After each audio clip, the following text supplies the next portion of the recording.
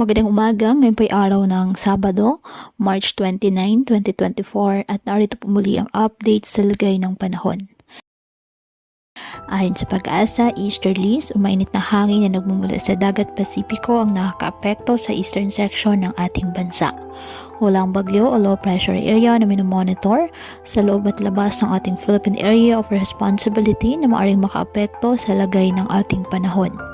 Wala ring gale warning na kataasan ng baybayin ng karagatan kung kaya malaya pa rin makapamalaot ang ating mga kababayang mangingisda at may maliliit na sasakyang pandagat. Ngayong araw, ang Metro Manila at nalalabing bahagi ng bansa, asahan ng bahagiyang maulap hanggang sa maulap na halangitan with isolated rain showers or thunderstorms dahil po sa easterlies at ng mga localized thunderstorms. Kaya patuloy pa rin po natin na pinag-iingat ang ating mga kababayan sa banta pa rin po ng mga pagbaha o pagguho ng lupa, lalo na kapag may malalakas na mga pag-ulan na pwedeng dulot ng mga thunderstorms. At ugaliin po na magdala palagi ng payong o kahit anumang pananggas sa ulan o di kayo nang po ay sa init ng araw kapag lalabas ng ating mga tahanan.